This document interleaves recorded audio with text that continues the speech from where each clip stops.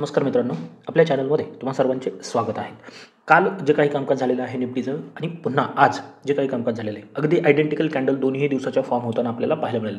म्हणजेच थोडाफार फरक आहे, परंतु त्याच रेंजमध्ये दिवसभराचं कामकाज झालेलं आहे. कालही हे डिस्कशन झालेलं होतं, परवाही हे डिस्कशन झालेलं होतं की ही जी रेंज फॉर्म होती आहे ना, त्या रेंजच्या बाहेर जोपर्यंत मार्केट पडत नाही तोपर्यंत काहीही करायचं नाही. आणि या सिच्युएशनमध्ये काय होतं हे बोलणं झालेलं आहे की काय होतं, नॉर्मली सपोज हा एक रेजिस्टन्स आहे, बऱ्याच वेळा हे फॉल्स ब्रेकआउट किंवा सपोर्ट आहे तर फॉल्स ब्रेकडाऊन होण्याचे चान्सेस खूप जास्त असतात. त्याच्यामुळे इथे प्रॉपर कन्फर्मेशन मिळाल्याच्या नंतरच मग तुम्ही कॉल साईडचा ट्रेड करा किंवा पुट साईडचा ट्रेड, पण कन्फर्मेशन नंतर त्याने होईल काय, तुम्हाला 5-10 पॉईंट महाग खरेदी करावे लागतील, काही हरकत नाही. परंतु जोपर्यंत कन्फर्मेशन मिळत नाही तोपर्यंत ट्रेड प्लॅन करायचा नाही आहे. आणि ज्यांना रेंज प्ले करता येते, ही जी रेंज आहे ती प्ले करता येते, ते नक्कीच या फेल्युअरला एक पुट ट्राय करू शकता. इथे फेल्युअर आल्यानंतर कॉल ट्राय करू शकता. आज दिवसभरामध्ये तसा कोणताही ट्रेड बनलेला नाही आहे. हां, छोटे मोठे ट्रेड नक्कीच बनले असतील. बँक निफ्टीमध्ये एक चांगला ट्रेड बनला, निफ्टीमध्ये काहीही नव्हतं. आता उद्यासाठी सुद्धा वेगळं काही करायचं नाही. जे डिस्कशन काल होतं ना तेच पुन्हा एकदा फॉलो करायचं. फक्त एक गोष्ट लक्षात ठेवा, उद्या आहे एक्सपायरी.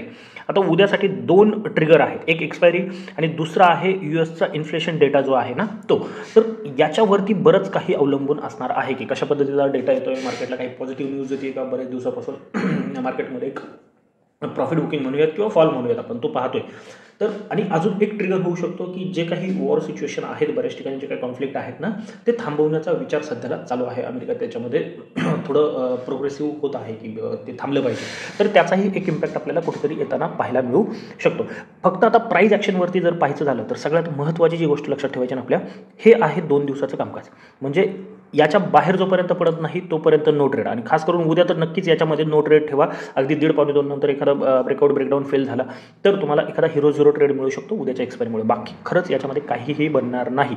तुम्हाला 10-15 पॉईंटचा प्रॉफिट दिसेल, पुन्हा ते 10-15 पॉईंट तेवढेच खाली येताना दिसणार आहे, बाकी जास्त काही मिळणार नाही. म्हणून या रेंजच्या बाहेरच ट्रेड प्लॅन करायचा आहे. फक्त एक लक्षात ठेवा, मार्केटने इथे एक लो बनवला 2-3 दिवसापूर्वी, पण ज्या पद्धतीचा फॉल होतोय ना किंवा ज्या पद्धतीचा हेड अँड शोल्डर पॅटर्न बनलेला होता किंवा बाकीचं सगळं काही सपोर्ट रेजिस्टन्सच्या नुसार, प्राईस ॲक्शननुसार मार्केटचा जो सपोर्ट येतो ना तो येतोय 22,800 22,750च्या आसपास आणि तो पेंडिंग आहे. खरं तर एक हॉल्ट कॅन्डल बनवून मार्केटने पुन्हा या पद्धतीने येऊन मग वरती गेला असताना तर तो बेस्ट बाईंग सिच्युएशन ठरली असते. आता मर्याद असल्यामुळे बाईंगसाठी तेवढा कॉन्फिडन्स मार्केटमध्ये नाही आहे, हे लक्षात ठेवा. जर कदाचित उद्या गॅपअप होईल आणि वरती निघून जाईल, पण ते जे कॉन्फिडन्स पाहिजे ना तो मार्केटमध्ये नाही आहे. मग तो कॉन्फिडन्ससाठी तुम्हाला ॲटलिस्ट सध्यासाठी उद्याच्या दिवसापुरतं कुठे मिळणार आहे, 23,320च्या वरती एक्सपायरीसाठीचा एक ट्रेड प्लॅन करू शकता. तो 360 380 असेल आणि त्यानंतर 460 हे तुमचं टार्गेट असू शकतं अपसाईडला. 320च्या अगोदर तर मी म्हणेन ट्रायच करू नका. तेही अपसाईडचा कोणताही ट्रेड तुम्ही 40 to 50% क्वांटिटीनेच करायचा आहे.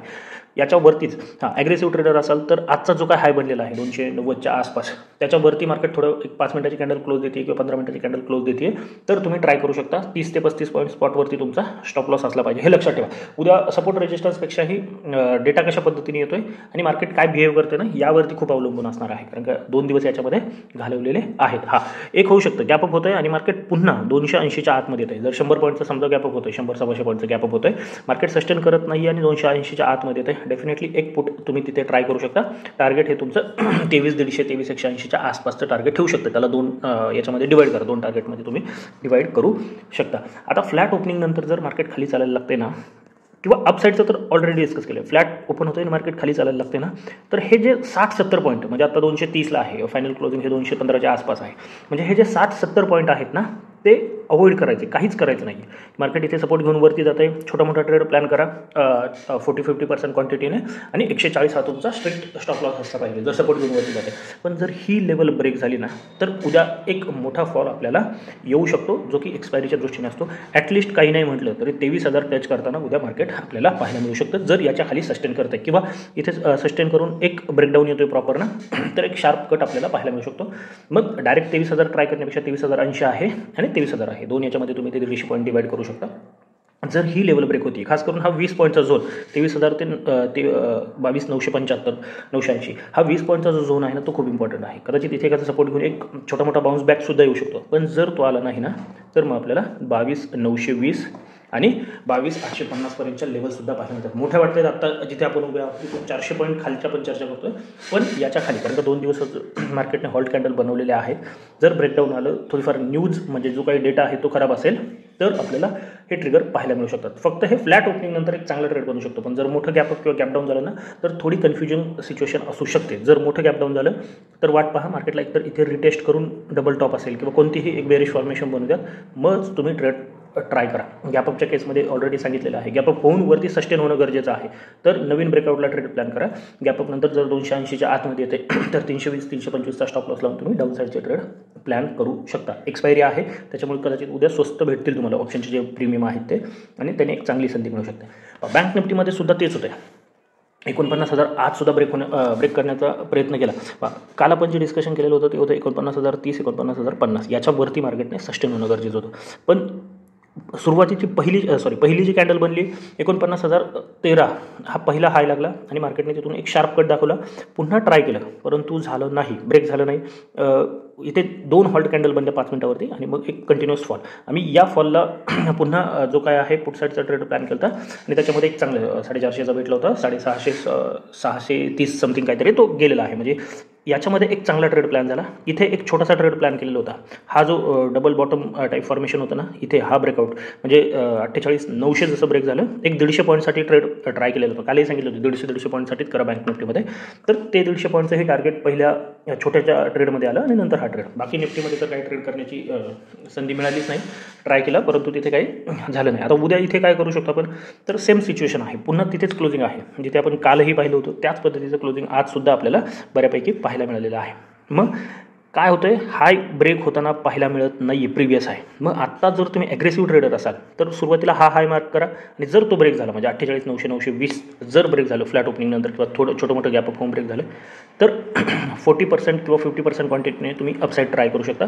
त्यानंतर पहिलं टार्गेट हे 49,050 हेच असणार आहे आणि 49,050 जर ब्रेक होते कोणत्याही सिच्युएशनने होऊ द्यात आणि थोडा वेळ सस्टेन करते तर मग 49,230, 49,350 आणि 49,500 या लेवलसाठी तुम्ही ट्राय करू शकता.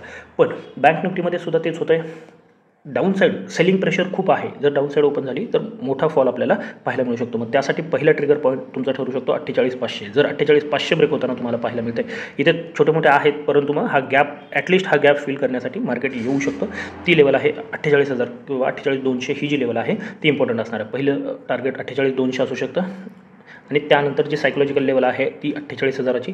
त्याच्या खाली तुम्ही पाहिलं तर 47,800 आहे आणि मग 47,500पर्यंतचा प्रवाससुद्धा पाहू शकतो. उद्या 47,500 येण्याची शक्यता नाही आहे परंतु 47,800 येण्याची शक्यता आहे जर मार्केट न्यूज काही खराब आली म्हणजे ज्या पद्धतीने.